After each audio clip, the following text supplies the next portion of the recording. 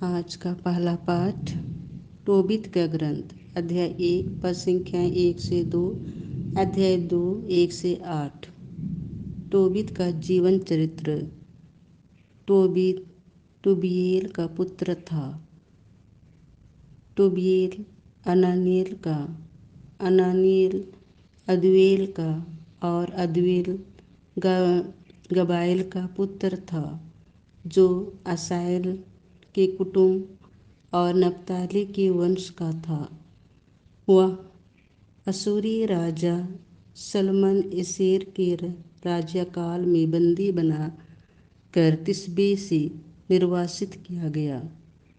तिस्बे ऊपरी गलीलिया के कादेश नप्ताली के दक्षिण में, अशूर के ऊपरी भाग में तथा फोगोर के पश्चिम में अवस्थित था।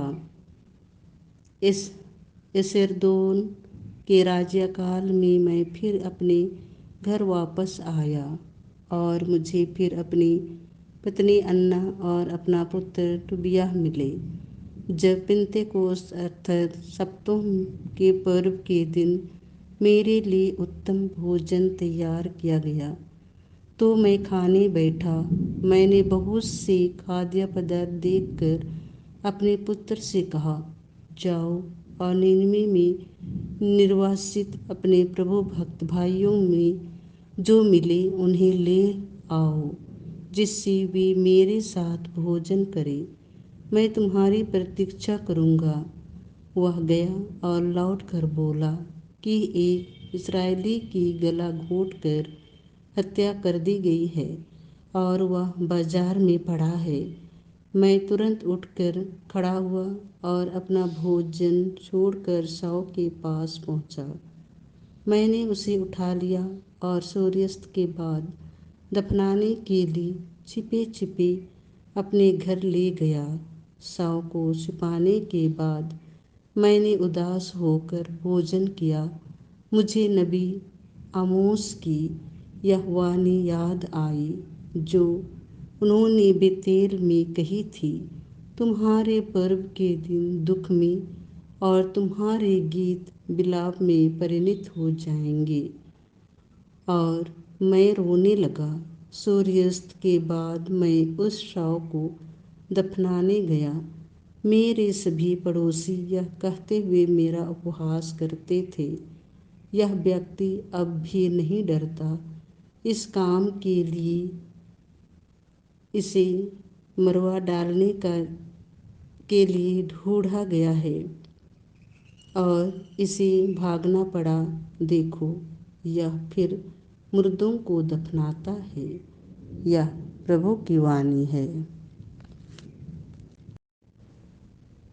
संत मार्कुस के अनुसार पवित्र सुसमाचार अध्याय 12 पद संख्या 1 से 12। वह लोगों को दृष्टांतों में शिक्षा देने लगे। किसी मनुष्य ने दाख की बारी लगवाई, उसके चारों ओर घेरा बनवाया, उसमें रस का कुंड खुदवाया और पक्का मचान बनवाया। तब उसे असामियों को पट्टे पर देकर वह प्रदेश चला गया। समय आने पर उसने दाख बारी की फसल का हिस्सा वसूल करने के लिए असामियों के पास एक नौकर को भेजा। असामियों ने नौकर को पकड़कर मारा पीटा और खाली हाथ लौटा दिया। उसने एक दूसरे नौकर को भेजा। उन्होंने उसका सिर फोड़ दिया और उसे अपमानित किया। उसने एक और नौकर को भेजा और उन्होंने उसे मार डाला। इसके बाद उसने और बहुत से नौकरों को भेजा। उन्होंने उनमें से कुछ लोगों को पीटा और कुछ को मार डाला। अब उसके पास एक ही बच गया, उसका परमप्रिय पुत्र।